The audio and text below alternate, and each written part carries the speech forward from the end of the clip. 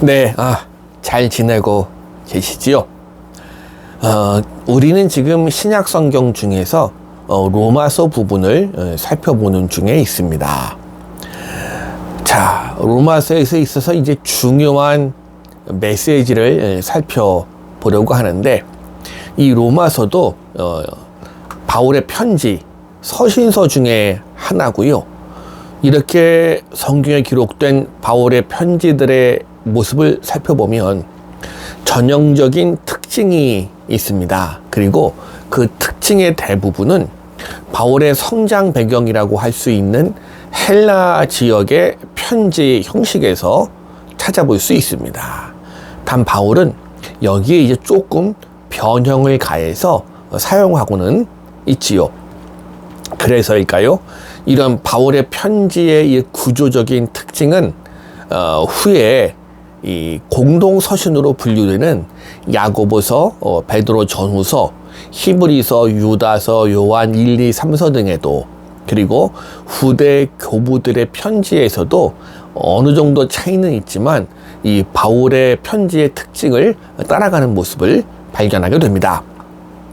그래서 우리는 이 로마서의 구조적인 특징을 기억해 둔다면 이 다른 서신서들도 이런 구조를 지니고 있음을 참조하면서 읽어가게 되고, 그럼 우리에게 훨씬 더 쉽게 다가오게 되겠지요. 우선 로마서의 가장 기본적인 구조는 이렇습니다. 로마서 1장 1절로 7절까지가 서두 부분입니다. 여기에는 편지를 받는 사람, 그리고 편지를 보내는 사람과 인사말이 기록되어져 있지요. 이렇게 서두가 시작되고, 그 다음에 감사의 말씀이 나오는데, 그게 로마서 1장 8절부터 15절까지입니다.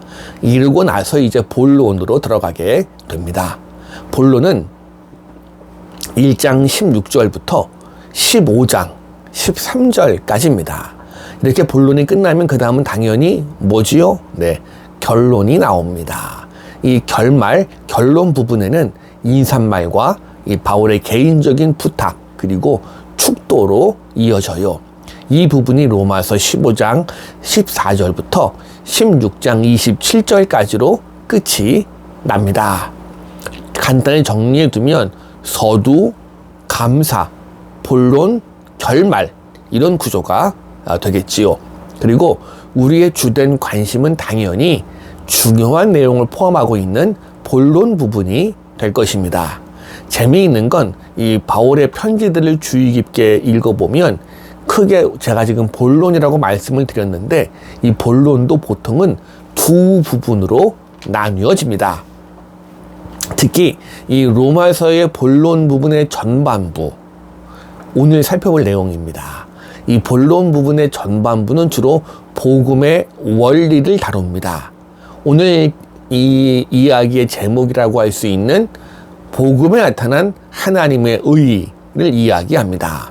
그 다음 이 로마서 본론 부분의 후반부는 아마도 다음 시간에 다루게 되겠는데, 전반부에서 복음의 원리인 복음에 나타난 하나님의 의를 다루고 있다면, 후반부에는 이 복음의 원리에 대한 실천을 다루겠지요. 그래서 복음의 실천, 이 후반부의 제목을 굳이 제시하자면 복음에서 시작된 인간의 의로움, 이렇게 붙여보겠습니다. 결국 로마서 본론의 주된 내용은 복음의 원리로 이 복음에 있는 하나님의 의로움을 그리고 이게 이제 우리 삶에 어떻게 실천돼 나가야 될지 이야기하면서 복음을 통해 하나님의 의로움을 체험한 우리 인간의 의를 설득력 있게 우리에게 이야기를 던져줍니다. 이건 예상입니다. 잘 될지는 모르겠지만 제가 영상을 올릴 때 이 영상 밑에 아래 부분 이렇게 옆으로 누워서 보이면 안 보이지만 핸드폰을 이렇게 세워서 사용하시면 아마 위에 조그맣게 영상이 있고 밑에 댓글이나 설명란이 있을 텐데, 이 설명란에다가 가능하면 이 로마서 본론의 이 전반부라고 할 수 있는 복음의 원리가 어떤 순서로 진행되는지 한번 기록을 해 보겠습니다. 이건 뭐 영상을 올릴 때 해봐야 될 일이니까 안 될 수도 있지만 안 되면 할 수 없는 거고, 만약 되어 있으면 영상 아랫부분에 이 복음의 이 본론의 구조를 한번 참고해 보시는 것도 도움이 되지 않을까 생각이 됩니다. 자, 다시 본론으로 들어갑니다. 로마서에서 바울은 우선 인간의 구원에 대한 하나님의 의를 설명해요. 그런데 이 로마서가 비록 헬라어, 그러니까 그리스어로 기록이 되어져 있긴 하지만 그럼에도 불구하고 하나님의 의에 대해선, 자, 발음이 좀 이상한가요? 의의, 하나님의 의, 네, 이겁니다. 의에 대해선 헬라적인 개념이 아니라 이스라엘의 전통적인 개념, 히브리적인 개념으로 이해하셔야 제대로 이해하기가 쉽습니다. 구약에서 의는 사실 이건 계약 신학적인 개념인데, 다시 말하면 계약을 맺은 쌍방이 서로 상대방에 대해 가지는 성실성을 이야기합니다. 그래서 구약에서의 의는 하나님과 이스라엘의 계약에 있어서 하나님은 그의 백성들을 구원하고 보호하고 인도할 책임, 반면 이스라엘은 하나님의 율법을 지킬 책임. 자, 그래서 구약이 말하는 의는 인간들의 하나님에 대한 성실한 태도에서, 그리고 하나님의 의는 인간에 대한 책임적인 태도에서 드러난다고 보면 될 것입니다. 자, 이걸 염두에 두고 바울은 1장 17절에서 이렇게 이야기합니다. 하나님의 의가 복음에 나타나 있다. 하나님의 의가 복음에 나타나 있다인데, 그럼 복음은 또 뭡니까? 네, 예수 그리스도를 믿는 사람들이 의롭다고 인정받고 구원받는 걸 이야기합니다. 그러니 의롭다고 인정받는 일은 이방인들의 양심에 있어서도 또는 유대인의 율법에 있어서도 이루어질 수가 없는 겁니다. 예수 그리스도를 믿어야 이루어지는 의니까. 그러니 당연히 유대인이든 이방인이든 모두 다 죄 때문에 하나님의 진노 아래 있을 수밖에는 없어요. 하나님은 이런 처지에 있는 인류에게 예수 그리스도를 보내주셔서 그를 믿음으로 조건 없이 구원을 받게 해 주셨습니다. 과거에는 하나님의 책임, 인간의 책임이 쌍무적인 계약으로 이루어졌다면, 이제는 인간의 불성실함에도 불구하고 예수 그리스도를 통해서 하나님이 신실하게 책임져 주시겠다는 겁니다. 그래서 바울이 말합니다. 당신의 백성에 대한 하나님의 의가 복음 안에서 완전하게 드러났다. 그러니 유대인들이 율법을 가졌다고 해서, 혹은 계약 백성인 이스라엘의 백성이라고 해서 우쭐대면 안 된다고 팩트로 사정없이 두들겨 팹니다. 유대인 너희도 하나님의 진노 아래 있다는 점에 있어서는 이방인과 다를 바가 없다라고요. 자, 바울의 설명이 여기서 끝났으면 이제, 그러니 유대인들이 욕먹었으니 이방인들이 우쭐댈 수도 있겠지만, 바울은 9장부터 11장까지에선 반대로 이스라엘을 변호해 줍니다. 자, 율법을 먼저 가진 민족으로서의 특권은 그리스도가 오셔서 끝났지만, 하나님의 구원 역사에 있어서 장자의 위치는 변하지 않았다라고요.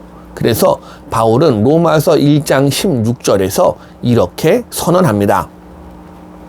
내가 복음을 부끄러워하지 아니하노니 이 복음은 모든 믿는 자에게 구원을 주시는 하나님의 능력이 됨이라. 먼저는 유대인에게요, 그리고 헬라인에게로다. 그래요. 지금은 복음을 배척하는 유대인들이 하나님의 섭리 가운데 언젠가는 다시 복음을 받아들이게 될 것입니다. 그래서일까요? 오히려 바울은 이야기합니다. 이방인들의 회개, 이방인들의 회심이 이제 유대인들의 분발을 촉구하는 하나님의 도구로 이용되고 있다라고요. 이렇게 보면 이 로마서의 내용은 바울의 치밀한 계획 속에 전개되어져 갑니다. 바울은 유대인으로 예수님을 믿게 된 신자들의 자만도, 그리고 로마인으로 예수님을 믿게 된 신자들의 교만도 모두 부정합니다. 구원에 있어서 자신의 특권이나 공로를 주장할 수 있는 사람은 아무도 없다라고요. 오직 하나님께서 선물로 주신 구원의 길만이 유일한 희망이니 유대인으로 로마인이지만 예수 그리스도를 믿게 된 이들도 복음의 진리 안에서 하나가 되어야 함을 강변합니다. 서로를 인정하면서 예수 그리스도만 따르라고 말입니다. 바울이 이렇게까지 앞에서는 유대인들을 팩트로 두들겨 패고 뒤에서는 그 유대인들도 인정해 주면서 이방인들을 또 너희 잘해 이야기하는 이유가 있습니다. 지난 시간에 영상에서 말씀을 드렸지만 이 당시 로마 교회 내에서 유대인 신자들과 로마인 신자들 간의 헤게모니 다툼이 극심했기 때문에 그렇습니다. 바울은 이런 설명에 이어서 이제 그렇게 믿음으로 구원을 얻었는데 그 실체가 자유라고 이야기하지요. 예수 그리스도를 믿음으로 말미암아 믿음으로 이롭다 함을 얻은 사람들은 우선 하나님의 진노에서 자유함을 얻었다. 그리고 당연히 죄에서부터 또 자유해졌다. 또 뿐만 아니라 율법의 짐에서도 자유해졌다. 마지막으로 이제 성령 안에서 자유의 삶을 살아야 된다 설명해 나가는 게 이 본론의 전반적인 메시지라고 할 수 있습니다. 이렇게 바울은 자신의 편지를 통해서 참된 구원의 길이 무엇인지 그리고 유대인 신자들과 로마인 신자들 사이에 있었던 문제가 해결되기를 소망해 보았습니다. 자, 오늘은 이제 여기까지 하고요. 다음 시간엔 로마서의 뒷부분, 로마서 본론의 뒷부분, 복음의 실천을 어떻게 해 나가야 되는지 또 복음에서 비롯된 인간의 의에 대해서 함께 나누어 보겠습니다. 감사합니다.